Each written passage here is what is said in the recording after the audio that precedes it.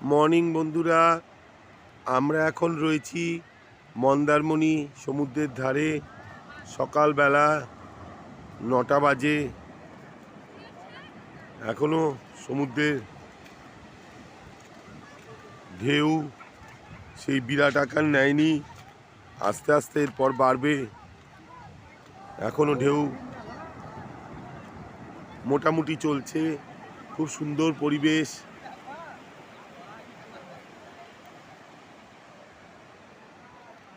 একটু ফাঁকা ফাঁকাই এখন রয়েছে, বেলা বাড়লে ভিড় আরও বাড়বে।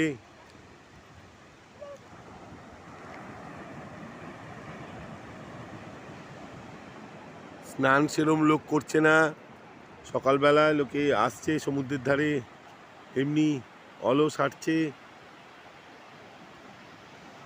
এখনও জল অনেক ঠান্ডা, তার ফলে সেভাবে স্নান করছে না। আর একটু বেলা বাড়লে, রোদ উঠলে তখন প্রচুর লোক জলে নামতে থাকে। সমুদ্র স্নানের উপযুক্ত সময় বেলা 10টার পর থেকে, 10টা সাড়ে 10টার পর থেকে যে কোনো সমুদ্রের ধারেই ভিড় বাড়তে থাকে। সে ভিড় একদম বেলা 2টো 2:30 অবধি চলে। শীতের দিন, সেই জন্যই টুরিস্টদেরও ঘুম ভাঙছে দেরিতে, ধীরে স্থিরে আসছে। জলও এখন প্রচুর ঠান্ডা বলে সবাই নামতে একটুখানি দেরি করছে। খুব সুন্দর লাগে এই মন্দারমণি সমুদ্রের ধারে এসে। তোমরাও এসো, বেশ শান্ত স্নিগ্ধ জায়গায় মন্দারমণি। খুব বেশি ভিড়ভাট্টা নেই। সমুদ্র, এখানে নামাও অনেক সহজ। সমুদ্রে নামতে গেলে পাথর ইত্যাদি থাকে না।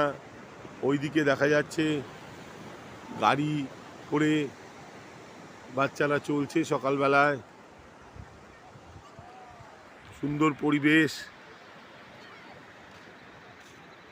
সুমন বালি নিয়ে খেলছে, সারা মন্দারমণি জুড়ে লিখে রাখছে আই লাভ মন্দারমণি। ভাল লেগেছে ওর। তোমরা আসলে তোমাদেরও খুব ভাল লাগবে। আমাদের বেশি দূরে নয়, কলকাতা থেকে কাছাকাছির মধ্যে একটা সুন্দর জায়গায় মন্দারমণি। তোমরা এসো অবশ্যই।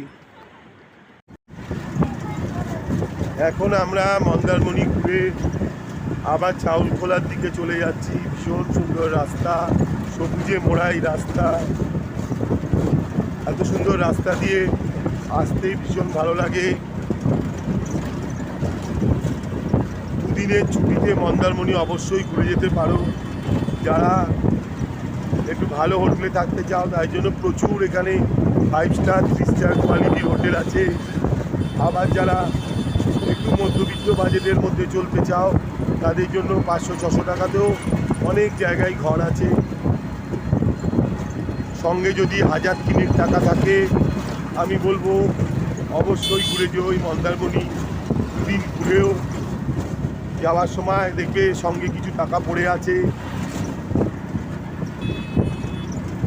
ভ্রমণের আনন্দটাই সব থেকে বড়, জীবনে থেকে যায়। কাজেই আমি সবাইকেই বলি, মাঝে মাঝে ছোটোখাটো ট্যুরে অন্তত বেরিয়ে যাবে। তাহলেও দেখবে নিজের একটা আলাদা আনন্দ হচ্ছে, অনুভূতি হচ্ছে। একঘেয়ে জীবন, একঘেয়ে কর্মব্যস্ততার মাঝে যেন একটা নতুনভাবে বাঁচতে পারার দিশা দেখায় এই ভ্রমণ। সেই জন্যই আমার চ্যানেলে আমি সবসময় বলি যে যদি বড় বড় রুটে দামি দামি হোটেলে নাও যেতে পারছো, ছোটো ছোটো রুটেও প্রচুর জায়গা আছে, একটু সাধারণভাবেও ঘোরা যায়। কাজেই অবশ্যই মন্দারমণি এসো। আমরা এখন অটোয় চড়ে চাউলখোলার দিকে যাচ্ছি। শেয়ারিংয়ে গেলে ভাড়া অনেক কম, 30 টাকা করে মাত্র ভাড়া লাগে। তোমরা শেয়ারিংয়েও যেতে পারো, আর রিজার্ভ করলেও ভাড়া খুব বেশি নয়, 150 টাকা। যেভাবে তোমাদের সুবিধা সেভাবে যেতে পারো। দীঘা দিয়েও আসতে পারো, অথবা আশাপূর্ণা দেবীতে নেমেও মন্দারমণি আসা যথেষ্টই সহজ। মর্নিং বন্ধুরা, আমরা এখন দাঁড়িয়ে আছি তমলুক স্টেশনে। এই লাইনের অত্যন্ত গুরুত্বপূর্ণ একটি স্টেশনে লিফট থেকে শুরু করে অনেক আধুনিক পরিষেবা রয়েছে। তবে বেশিক্ষণ নেমে দেখানো যায় না, কখন ট্রেন সিগন্যাল হয়ে যায়। ট্রেন তো বেশিক্ষণ এখানে দাঁড়ায় না, আর ট্রেন বেরিয়ে গেলে আর ট্রেন পাবার সম্ভাবনা নেই। একেবারে আবার 5-6 ঘন্টা বাদে আর একটা ট্রেন। ফলে লোকাল ট্রেন খুব কম। তমলুকে এক্সপ্রেসও ধরে। তোমরা কলকাতা থেকে কখনো তমলুক শহরে আসতে চাইলে এক্সপ্রেসেও চলে আসতে পারো, অথবা পাঁশকুড়া থেকে 4টে লোকাল আসে। একটা এই লোকাল যেটা মেচেদা অবধি যায়, বাকি 3টেই পাঁশকুড়া অবধি। খুব সুন্দর শহর এই তমলুক। অনেক প্রাচীন ইতিহাস আছে এই তমলুক শহরের। ভারতের স্বাধীনতায় তমলুক শহর একটা বিরাট গুরুত্বপূর্ণ ভূমিকা পালন করেছিল। শহীদ মাতঙ্গিনীর শহর তমলুক, যাকে সারা ভারত চেনে অহিংস আন্দোলনের একজন প্রধান মুখ হিসাবে। গান্ধীজির অহিংস আন্দোলনে যে কজনের নাম উজ্জ্বল হয়ে আছে, শহীদ মাতঙ্গিনী তার মধ্যে অন্যতম। ট্রেন দাঁড়িয়ে রয়েছে, এক্ষুনি হয়তো সিগন্যাল দিয়ে দেবে। আমরাও আস্তে আস্তে ট্রেনে উঠে পড়ি।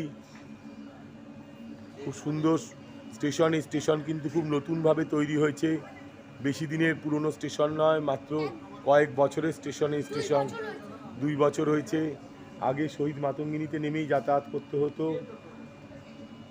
এখনও শহীদ মাতঙ্গিনীতে ট্রেন দাঁড়ায়, লোকাল ট্রেন দাঁড়ায়, কিন্তু লোকাল এক্সপ্রেস সব ধরে এসে তমলুক স্টেশনেই। তোমরা এসো, ট্রাভেলার ইন্দ্রাণীর তরফ থেকে তোমাদেরকে ধন্যবাদ। এত সুন্দর স্টেশন থেকে চারিদিকে সবুজে সবুজ, প্রচুর গাছপালায় মোড়া এই তমলুক শহর।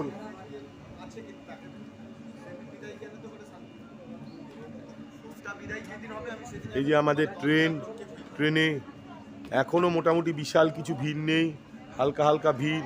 যে উঠে সিট পাওয়ার মতন যথেষ্ট জায়গা রয়েছে। একদম খুব দাঁড়িয়ে যেতে লাগলো। পাঁশকুড়া জংশনে আমরা এখন দাঁড়িয়ে আছি, এক্সপ্রেস বেরিয়ে যাচ্ছে।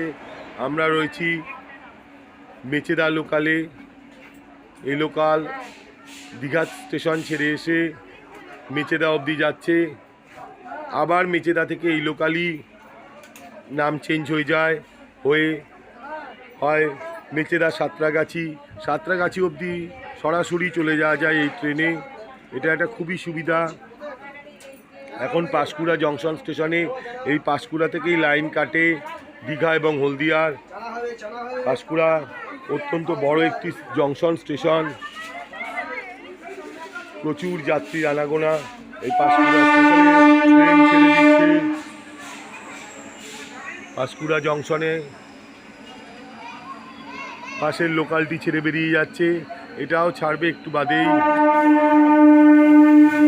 ওটা বেরিয়ে গেলেই ওই লাইনেই এই ট্রেনটি দিয়ে দেবে। এরপরে এই ট্রেন এখন অবধি নাম হয়ে আছে মেচেদা লোকাল। মেচেদার থেকে আবার এই ট্রেনের নাম পাল্টায়, হয়ে যায় সাঁতরাগাছি লোকাল। অতএব এই ট্রেনে আসলে সাঁতরাগাছি অবধি আরামসে তোমরা চলে যেতে পারবে। তোমরা অবশ্যই এই লাইনে আসলে সম্ভব হলে লোকাল ট্রেন অ্যাভেল করো, কোনো খুব একটা পরিশ্রম হবে না। সময় হরে ধরে প্রায় একই হয়ে যায়, বরঞ্চ ভাড়াও অনেক সেভ হয়, আর জার্নিও খুব একটা গায়ে লাগে না। ট্রেনের মধ্যে তুমি একটু হাঁপিয়ে গেলে হাঁটাচলাও করতে পারো। এগুলো ট্রেনে অনেক সুবিধা থাকে।